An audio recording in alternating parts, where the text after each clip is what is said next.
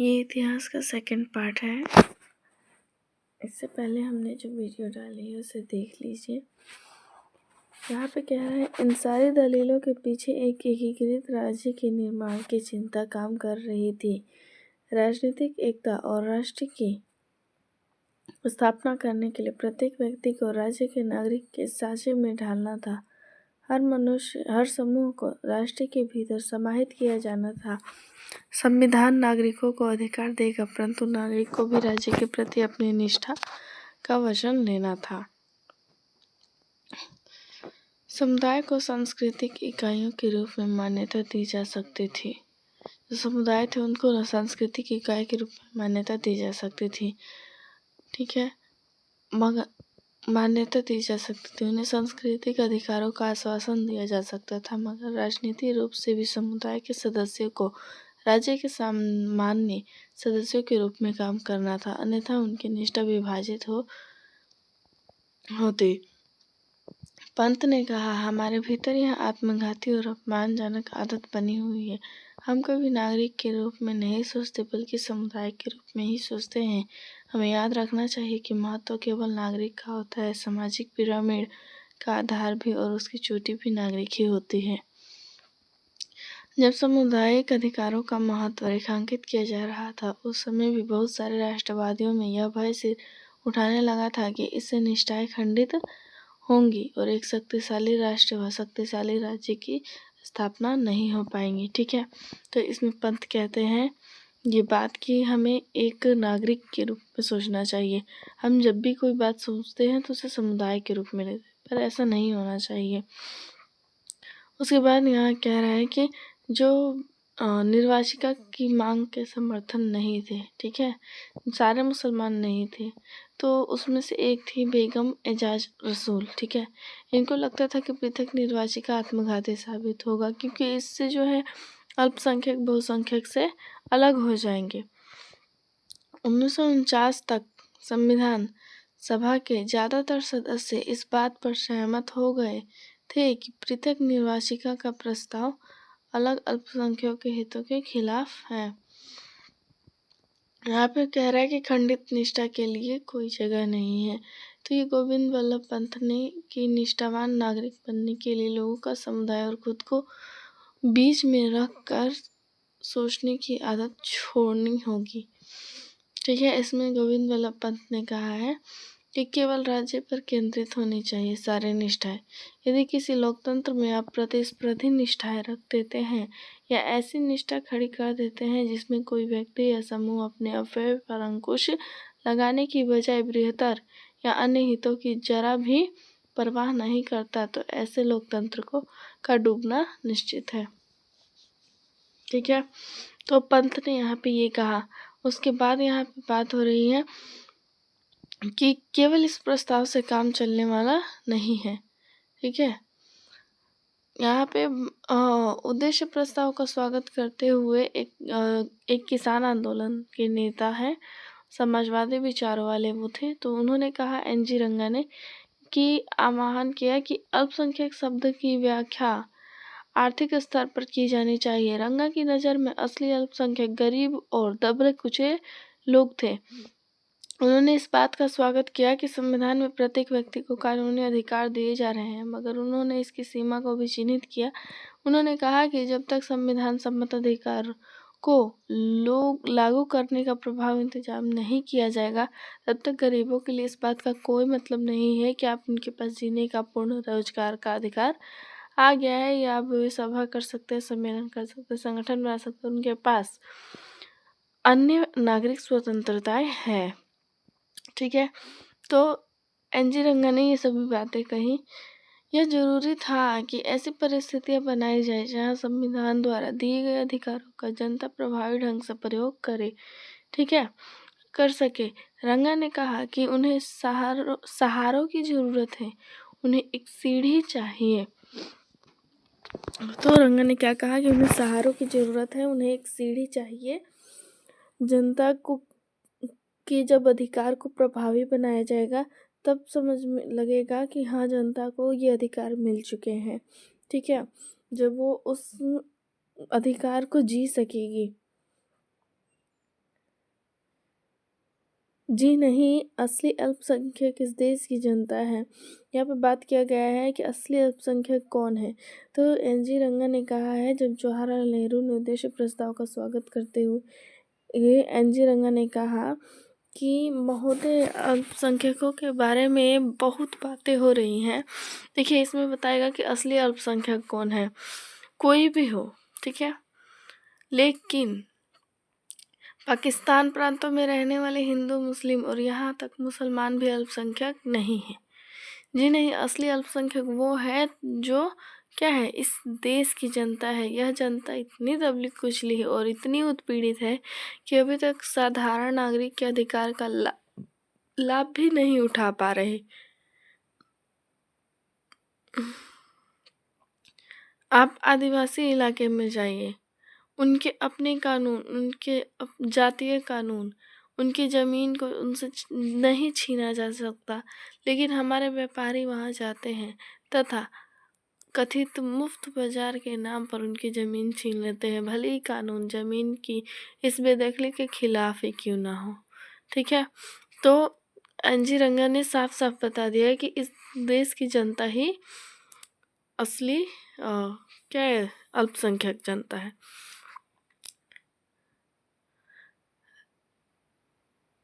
रंगा यहाँ पे पूछ रहे हैं कि किसका प्रतिनिधित्व कर रहे हैं आप? अपने देश की आम जनता का। और इसके बावजूद हम में से ज़्यादातर लोग उस जनता का हिस्सा नहीं है। हम उनके लिए काम करना चाहते हैं, लेकिन जनता खुद संविधान सभा तक नहीं पहुंच पा रही है। इसमें से कुछ समय लग सकता है, तब तक हम यहाँ उनके ट्रस्टी हैं, ठीक है, विश्वासी व्यक्ति हैं, उनके हिमायती हैं और उनके पक्ष में आवाज़ उठाने का भरसक प्रयास कर रहे हैं। यहाँ पे देखिए, संविधान सभा की महिलाओं की लिस्ट दी गई है, ठीक है। अमुम स्वामीनाथ, दक्षिणी वेलायुधन, बेगम एजाज रसूल, इनका दुर्गाबाई देशमुख, ठीक है, इन सब का नाम यहाँ पे आएगा, ठीक है। इन सब ने जो कहा है बातें, वो सब यहाँ आएंगी, पर इसे आप अच्छे से याद कर लीजिएगा। सबका जन्म दिया है, किस प्रांत से रिलेटेड है लोग, और नाम तो याद रखना आवश्यक ही है। और यहाँ पे कब हस्ताक्षर किया इन्होंने, ठीक है, रजिस्टर पर हस्ताक्षर करने की तारीख। ये संविधान सभा में महिला है। अब यहाँ पे बात कर रहा है, रंगा ने आदिवासियों को भी ऐसे ही समूहों में गिनाया था, ठीक है। इन समूहों के प्रतिनिधि में जयपाल सिंह ने जबरदस्त वक्ता भी शामिल थे। जयपाल सिंह एक वक्ता थे, वो भी शामिल थे। उद्देश्य प्रस्ताव के स्वागत करते हुए जयपाल सिंह ने कहा कि एक आदिवासी होने के नाते, अर्थात जयपाल सिंह भी एक आदिवासी थे, ठीक है। तो आदिवासी होने के नाते मुझसे यह उम्मीद नहीं की जा सकती कि मैं इस प्रस्ताव की पेशगियों को समझता होऊंगा, लेकिन मेरा सहज विवेक कहता है कि हम में से हर एक व्यक्ति को मुक्ति के उस मार्ग पर चलना चाहिए और मिलकर लड़ना चाहिए। महोदय, अगर भारतीय जनता में ऐसा कोई समूह है जिसके साथ सही व्यवहार नहीं किया गया, तो वो मेरा समूह है, ठीक है। मेरा समूह कहने का मतलब यह क्या है, आदिवासी समूह। ये लोग जो हैं 6000 साल से अपमानित हो रहे हैं। मेरा समाज का पूरा इतिहास भारत के गैर मूल निवासियों के हाथ में लगातार शोषण और छीना झपटी का इतिहास है।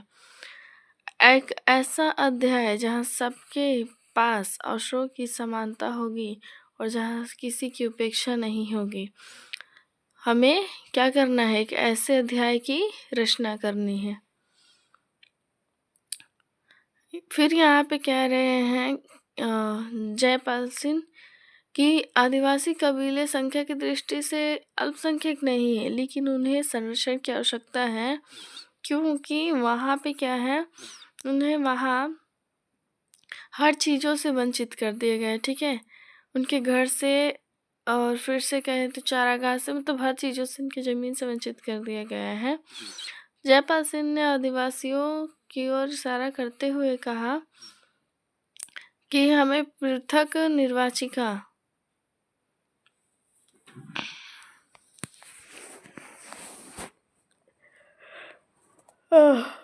यहाँ पे बात आ रही है, हमें हजारों साल तक क्या हुआ, दबाया गया, महात्मा गांधी ने यह कहते हुए विरोध किया था कि ऐसे करने से ये समुदाय स्थायी रूप से समाज से कट जाएगा। संविधान सभा इस विवाद को कैसे हल कर सकती है? दमित जातियों को किस तरह की सुरक्षा दी जा सकती है? यहाँ बात आ गई दमित जाति। तो अस्पृश्य अछूतों की समस्या को केवल संरक्षण और बचाव के जरिए हल नहीं किया जा सकता।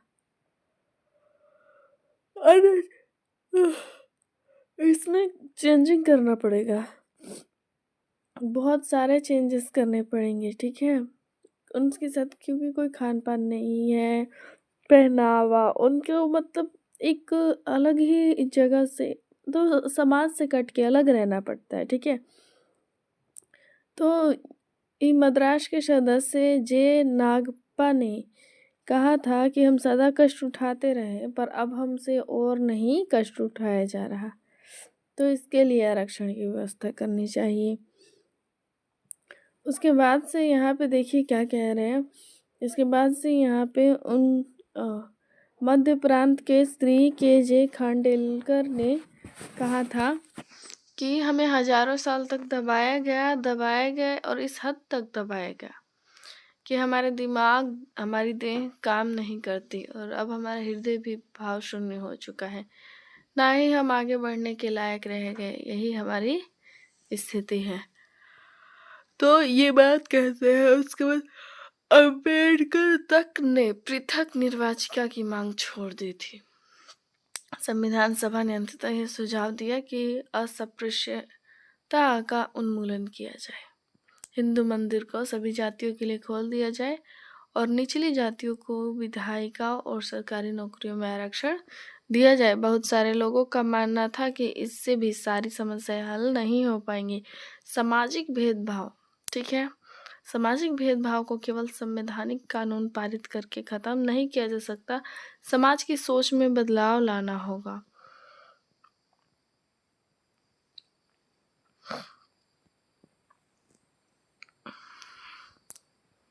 यह कह रहा है हम अपनी सामाजिक अक्षमताओं को हटाना चाहते हैं। ये मद्रास की हैं दयाक्षिणी वेलायुधान, ठीक है। इन्होंने कहा है कि हम क्या कर, मैं यह नहीं मान सकती, मतलब जो भी स्टेटमेंट उन्होंने दिया है उसे आप देख लीजिए। फिर हमने विशेष अधिकार कभी नहीं मांगे हैं। यहाँ पे बम्बई की हंसा मेहता है, उन्होंने आरक्षित सीटों की नहीं मांग की है, ठीक है। तो वो जो स्टेटमेंट है उसमें वो भी देख लीजिएगा। उसके बाद आता है यहाँ पे राज्य की शक्ति। राज्य के पास कौन कौन से शक्ति होनी चाहिए। यहाँ पे केंद्र और राज्य के अधिकारों की बात हुई है, ठीक है। तो इसमें क्या हुआ है, अब जबकि विभाजन एक हकीकत बन चुका है तो एक दुर्लभ केंद्रीय शासन की व्यवस्था देश के लिए हानिकारक होगी, ठीक है। क्योंकि ऐसा केंद्र शांति स्थापित करने में, आम सरकार के बीच समन्वय स्थापित करने में और अंतर्राष्ट्रीय स्तर पर पूरे देश के लिए आवाज उठाने में सक्षम नहीं होगा। तो आप याद रखिएगा, अगर दुर्बल केंद्र रहेगा तो कौन सी ये 3 कार्य है जो यहाँ पे दिखाए गए नहीं कर सकता। संविधान के मसौदे के विषयों में 3 सूची बनाई गई, केंद्रीय, राज्य, समवर्ती सूची। तो पहली सूची के विषय केवल केंद्र के अधीन है, दूसरी सूची के विषय राज्य के अधीन और तीसरी सूची के विषय जो है केंद्र और राज्य दोनों की साझा जिम्मेदारी। परंतु अन्य संघों की तुलना में बहुत ज़्यादा विषयों को केवल केंद्रीय नियंत्रण में रखा गया था, ठीक है। तो यहाँ पे जो लिस्ट है ना, आप इसको अच्छे से याद कर लीजिएगा, तभी अच्छा रहेगा, वरना आप भूल जाएंगे और फिर आगे चल के आपको दिक्कत होगा। तो इसे अच्छे से याद करिएगा, नहीं याद होगा तो हमारा वीडियो बैक करके पॉज करके आप दोबारा देख लीजिएगा। उसके बाद कह रहा है समवर्ती सूची में भी प्रांतों की इच्छाओं की उपेक्षा करते हुए बहुत ज़्यादा विषय रखे गए हैं। खनिज पदार्थ, अब यहाँ पे बता रहा है कि इन चीज़ों को केंद्र में रखा गया है। खनिज पदार्थ तथा प्रमुख उद्योगों पर भी केंद्र सरकार का ही नियंत्रण है अनुच्छेद 356, ये आर्टिकल याद कर लीजिएगा। अनुच्छेद 356 में गवर्नर की सिफारिश पर केंद्र सरकार को राज्य सरकार के सारे अधिकार अपने हाथ में लेने का अधिकार है। ठीक है। संविधान में राजकोषीय संघवाद की भी एक जटिल व्यवस्था बनाई गई है। कुछ कर, जैसे यहाँ पे देखिए कौन कौन से कर है। सीमा शुल्क और कंपनी कर से होने वाली सारी आय केंद्र सरकार के पास रहेगी और कुछ मामलों में आय और आबकारी शुल्क से होने वाले आय राज्य और केंद्र सरकारों के बीच बांट दी जाएगी और अन्य मामलों से होने वाली आय जैसे राज्य स्तरीय शुल्क पूरी तरह से राज्यों को सौंप दिया जाएगा। राज्य सरकार को अब अपने स्तर पर भी कुछ अधिभार और कर वसूलने का अधिकार दिया गया है। ठीक है। तो यहाँ पे सबका बांट दिया गया है कि किसको क्या अधिकार है।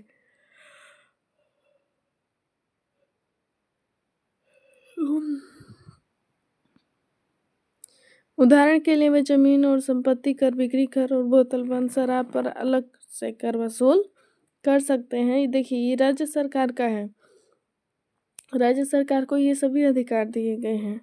ठीक है। यहाँ पे बात कर रहा है केंद्र बिखर जाएगा। और सोचने वाली बात है कि केंद्र बिखरेगा कैसे। क्या केंद्र को इतने सारे अधिकार दे दिए गए हैं इसलिए केंद्र बिखर जाएगा? इस चैप्टर में बताएगा आपको केंद्र कैसे बिखरेगा। राज्य के अधिकार की सबसे शक्तिशाली हिमायत मद्रास के सदस्य के संतनम ने पेश की। उन्होंने कहा कि न केवल राज्यों को बल्कि केंद्र को मजबूत बनाने के लिए भी शक्तियों का पुनर्वितरण जरूरी है। यह दलील एक जिद सी बन गई है कि तमाम शक्तियां केंद्र को सौंप देने से वह मजबूत हो जाएगा। संतनम ने कहा कि यह एक गलतफहमी है। अगर केंद्र के पास ज़रूरत से ज़्यादा जिम्मेदारियां होंगी तो वह प्रभावी ढंग से काम नहीं कर पाएगा। उसके कुछ दायित्वों में कमी करने और उन्हें राज्यों को सौंप देने से केंद्र ज़्यादा मजबूत हो सकता है। ठीक है। तो संतनम क्या कहते हैं कि ये जो है ना, तो जो केंद्रीय शक्ति है उसको थोड़ा कम करना चाहिए और वो शक्ति क्या है, राज्य को सौंप देना चाहिए, जिसके कारण जो है केंद्र ज़्यादा मजबूत होगा। जब केंद्र को ही सारी जिम्मेदारियां दे देंगे तो वो प्रभावी ढंग से कार्य क्या है नहीं कर पाएगा। आई होप आपको ये वीडियो समझ में आ रहा हो। जहाँ तक राज्यों का सवाल है, संतनम का मानना था कि शक्तियों का मौजूदा वितरण उनको क्या है पंगु बना देगा, राजकोषीय प्रावधान प्रांतों को खोखला कर देगा, क्योंकि भू राजस्व के अलावा ज़्यादातर कर केंद्र सरकार के अधिकार में दे दिए गए हैं। यदि पैसा ही नहीं होगा तो राज्यों के विकास परियोजनाएं कैसे चलेंगी। मैं ऐसा संविधान नहीं चाहता जिसमें इकाई को आकर केंद्र से ये कहना पड़े कि मैं अपने लोगों की शिक्षा की व्यवस्था नहीं कर सकता, मैं उन्हें साफ सफाई नहीं दे सकता, मुझे सड़कों में सुधार, उद्योग की स्थापना के लिए खैरात दे दीजिए। ठीक है। जो ये सभी बातें कहते हैं और कहते हैं कि नहीं, इससे अच्छा क्या होगा, संघीय व्यवस्था खत्म करके एकल व्यवस्था स्थापित कीजिए। ठीक है, यूनिटरी सिस्टम। तो संतनम ने कहा कि अगर पर्याप्त जांच पड़ताल के बिना शक्तियों को प्रस्तावित वितरण लागू किया जाए तो हमारा भविष्य अंधकार में पड़ जाएगा। उन्होंने कहा कि कुछ ही साल में सारे केंद्र के विरुद्ध उठ खड़े हो जाएंगे और इस प्रकार क्या होगा कि समवर्ती सूची और केंद्रीय सूची में कम से कम विषयों को रखा जाए। और उड़ीसा के एक सदस्य ने यहाँ तक की चेतावनी दे डाली कि संविधान की शक्तियों के बेहिसाब विकेंद्रीकरण के कारण ही केंद्र बिखर जाएगा। आज हमें एक शक्तिशाली सरकार की आवश्यकता है। प्रांतों के लिए अधिक शक्तियों की मांग से सभा में तीखी प्रतिक्रिया चलने लगी। पर इससे पहले यहाँ देखिए बेहतर देशभक्त कौन है। ठीक है। यहाँ पे जो बात कर रहा है, शक्तिशाली केंद्र की हिमायत के बहाने दिल को तो यह तसल्ली देने का कोई फायदा नहीं है कि हम तो बड़े देशभक्त हैं, उन संसाधनों पर कड़ी नजर रखना चाहते हैं, उनके भीतर राष्ट्रीय भावना या देशभक्ति का अभाव है। तो ये बात आप याद रखिएगा। देखिए जितने भी ये क्वेश्चन है इनको आप याद करते चलिएगा, छोड़िएगा मत। प्रांतों के लिए अधिक शक्तियों की मांग में सभा में तीखी प्रतिक्रिया आने लगी। शक्तिशाली केंद्र की जरूरत को असंख्य वर्षों पर रेखांकित किया जा चुका था। अम्बेडकर ने घोषणा की थी कि वह एक शक्तिशाली और केंद्र चाहते हैं। 1935 के गवर्नमेंट एक्ट में हमने जो केंद्र बनाया था उससे भी ज़्यादा शक्तिशाली। ठीक है, अम्बेडकर कहते हैं कि 1935 में हमने जो केंद्र बनाया था उससे भी शक्तिशाली केंद्र चाहिए हमें। सड़कों पर हो रही हिंसा, देश के टुकड़े टुकड़े हो रहा था, उसका हवाला देते हुए बहुत सारे सदस्यों ने बार बार यह कहा कि केंद्र की शक्ति में भारी इजाफा होना चाहिए ताकि सब हिंसा को रोका जा सके। प्रांतों के लिए अधिक शक्तियों की मांग का जवाब देते हुए गोपाल स्वामी अय्यर ने जोर देकर कहा कि केंद्र ज़्यादा से ज़्यादा मजबूत होना चाहिए। संयुक्त प्रांत के सदस्य इकबाल कृष्ण शर्मा ने विस्तार से इस बात पर प्रकाश डाला कि शक्तिशाली केंद्र का होना जरूरी है ताकि वह देश के हित में योजना बना सके, उपलब्ध आर्थिक संसाधनों को जुटा सके, कुछ शासन व्यवस्था स्थापित कर सके और देश को विदेशी आक्रमण से बचा सके। तो ये सब बातें हैं एक शक्तिशाली केंद्र होगी तो क्या क्या फ़ायदा होगा। ठीक है, किन चीज़ों के लिए शक्तिशाली केंद्र का निर्माण करने की बात की गई थी। विभाजन से पहले कांग्रेस ने प्रांतों को काफ़ी स्वायत्त देने पर अपनी सहमति व्यक्त की थी। कुछ हद तक यह मुस्लिम लीग को इस बात का भरोसा दिलाने की मुस्लिम लीग को इस बात का भरोसा दिलाने की कोशिश की थी कि जिन प्रांतों में लीग की सरकार बनी है वहाँ दखलंदाजी नहीं की जाएगी। बंटवारे को देखने के बाद ज़्यादातर राष्ट्रवादियों की राय बदल चुकी थी। उनका कहना था कि अब एक विकेंद्रीकृत संरचना के लिए पहले जैसे राजनीतिक दबाव नहीं बचे हैं। औपनिवेशिक शासन द्वारा थोपी गई एकल व्यवस्था पहले से ही मौजूद थी।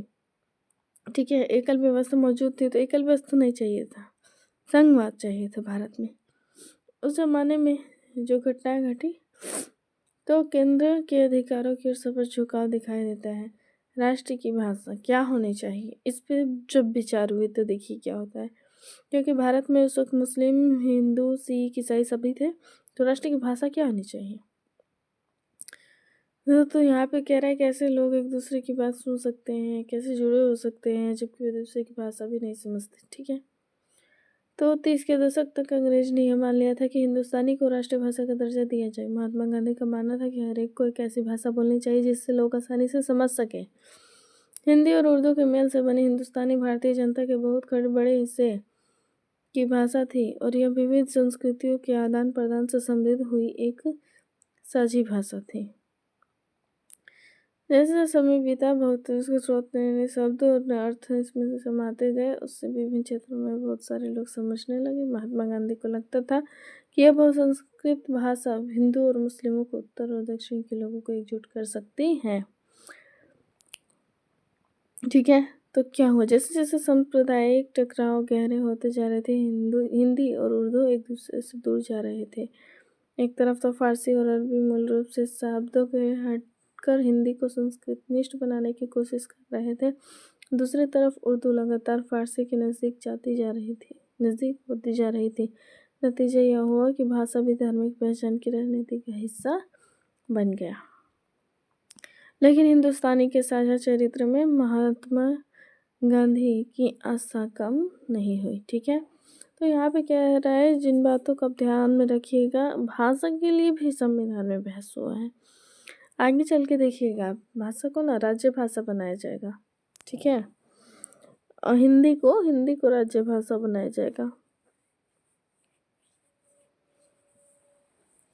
अब राष्ट्रीय भाषा की क्या विशेषताएं होनी चाहिए, तो जो महात्मा गांधी थे उन्होंने अपने मृत्यु से कुछ महीने पहले कहा था कि हिंदुस्तानी ना तो संस्कृत निष्ठ हिंदी होनी चाहिए और ना ही फारसी निष्ठ उर्दू, या दोनों का सुदूर मिश्रण होना चाहिए। ठीक है, विदेशी भाषाओं के ऐसे शब्द लेने में कोई हर्ज नहीं है जो हमारी राष्ट्रीय भाषा में अच्छी तरह से आसानी से घुल मिल जाते हैं। उसके बाद उन्होंने कहा कि हमारी राष्ट्रीय भाषा एक समृद्ध और शक्तिशाली भाषा होनी चाहिए जो मानवीय विचारों और भावनाओं से पूरे समुच्चय को अभिव्यक्ति दे सके। ठीक है, उसके बाद कह रहे हैं हिंदी की हिमायत संविधान सभा के एक शुरुआती स्तर में संयुक्त प्रांत के कांग्रेसी सदस्य आर.वी. धुलेकर ने इस बात के लिए पुरजोर शब्दों में आवाज उठाई थी कि हिंदी को संविधान निर्माण की भाषा के रूप में इस्तेमाल किया जाए। जब किसी ने कहा कि सभा के सभी सदस्य हिंदी नहीं समझ सकते, धुलेकर ने पलटकर कहा कि तब वैसे सदस्य को क्या होना चाहिए, इस सभा से बाहर ही चलने जाना चाहिए। ठीक है, इस सभा के पात्र नहीं। तो इन टिप्पणियों के कारण सभा में हंगामा खड़ा हुआ। तो धुलेकर हिंदी में अपना भाषण देते रहे। जवाहरलाल नेहरू के हस्तक्षेप से आखिरकार सदन में शांति बहाल हुई, लेकिन भाषा का सवाल अगले 3 साल तक चलता रहा, बार बार। तकरीबन 3 साल बाद 13 सितंबर 1949 को राष्ट्र की भाषा सवाल पर धुलेकर ने भाषण में एक बार फिर तूफान खड़ा कर दिया था। ठीक है, उन्होंने कहा था कि राष्ट्रीय भाषा के सवाल पर हिंदी के समर्थकों और विरोधियों के बीच पैदा हो गए गतिरोध को तोड़ने के लिए एक फॉर्मूला विकसित कर लिया था। समिति ने सुझाव दिया कि देवनागरी लिपि में लिखी गई हिंदी को राजकीय भाषा होगी, परंतु इस फॉर्मूले को समिति ने घोषित नहीं किया। ठीक है, तो हिंदी जो है भारत की राजकीय भाषा होगी। पहले हिंदी को राष्ट्रीय भाषा बनाने के लिए हमें धीरे धीरे आगे बढ़ना चाहिए, समिति ने ये कहा। पहले 15 साल तक सरकारी कामों में अंग्रेजी का इस्तेमाल किया जारी रहेगा। प्रत्येक प्रांत को अपने कामों के लिए कोई एक क्षेत्रीय भाषा चुनने का अधिकार होगा। ठीक है, संविधान सभा की भाषा समिति ने हिंदी को राष्ट्रीय भाषा की बजाय राज्य भाषा कहकर विभिन्न पक्षों की भावनाओं को शांत करने का सर्व स्वीकृति समाधान पेश करने का प्रयास किया था। ठीक है, तो हिंदी की भाषा जो है भारत की, उस पर भी बहुत ही बहस हुआ। उसके बाद यहाँ कह रहा है धुलेकर बीच बचाव कि ऐसी मुद्रा में से राजी होने वाले नहीं थे। वे चाहते थे हिंदी को राजभाषा नहीं बल्कि राष्ट्रभाषा घोषित किया जाए। उन्होंने ऐसे लोगों की आलोचना की जिन्हें लगता था कि हिंदी को उन पर थोपा जा रहा है। धुलेकर ने ऐसे लोगों का मजाक उड़ाया। महात्मा गांधी के नाम पर लेकर हिंदी की बजाय हिंदुस्तानी को राष्ट्रभाषा बनाना चाहते हैं। महोदय, इस बात पर मेरे जो है तो यहाँ पे स्टेटमेंट दिया गया है धुलेकर ने क्या कहा है। ठीक है, तो धुलेकर के बात करने के आज़ादी से काफ़ी परेशानी हो रही थी। उनके भाषण के दौरान संविधान सभा के अध्यक्ष ने कई बार उन्हें टोक कर कहा कि इस तरह की बात करके मेरे विचार से आप अपनी बात को आगे नहीं बढ़ा पाएंगे। वर्चस्व का भय। ठीक है, अब इसमें देखिए वर्चस्व के भय में क्या है कि धुलेकर के बोलने के बाद मद्रास की सदस्य श्रीमती जी दुर्गाबाई, ये भी मद्रास की ही हैं, ने अपना चिंतन इस प्रकार व्यक्त किया कि महोदय, अभी हाल तक भारत की राष्ट्रीय भाषा का जो सवाल लगभग सहमति तक पहुंच गया था, अचानक बेहद विवादास्पद मुद्दा बन गया।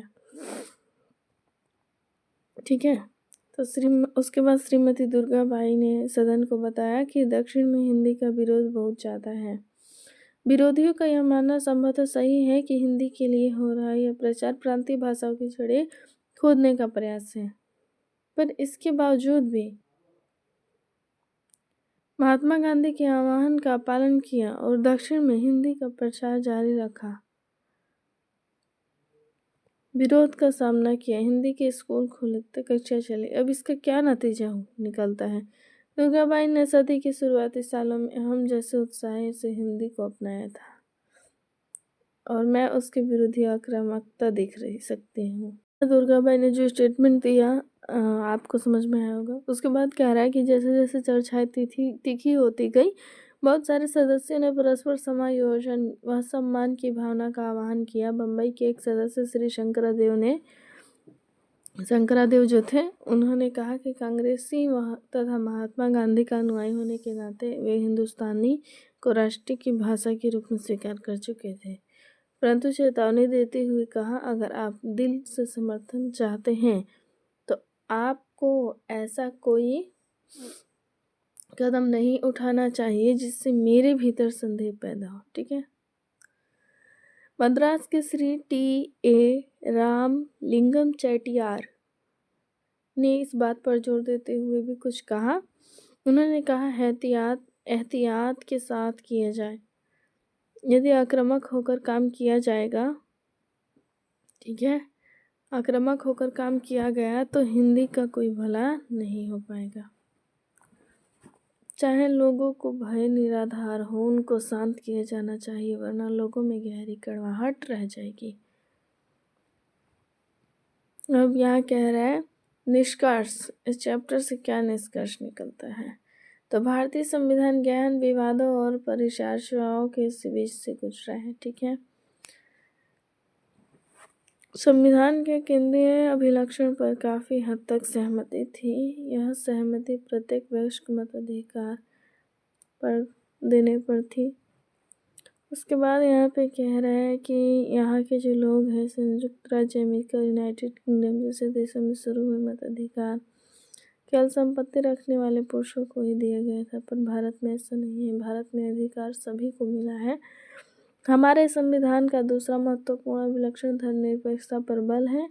संविधान जो है धर्मनिरपेक्षता पर बल देता है, ठीक है।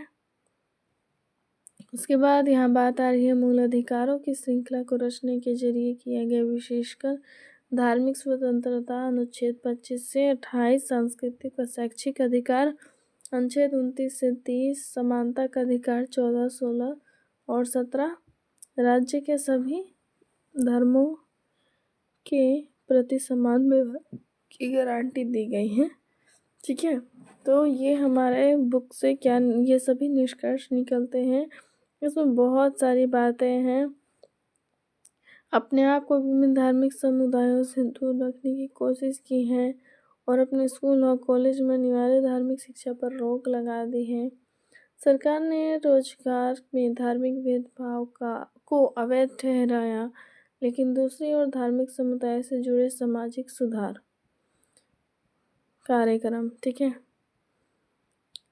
और एक अस्पृश्यता पर कानूनी रोक लगा पाई है। इसी कारण से कोई भी व्यक्ति जो है कानून में समान हो पाया है,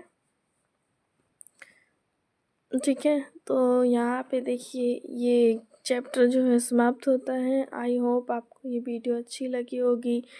अगर वीडियो अच्छी लगे तो लाइक शेयर एंड सब्सक्राइब करें।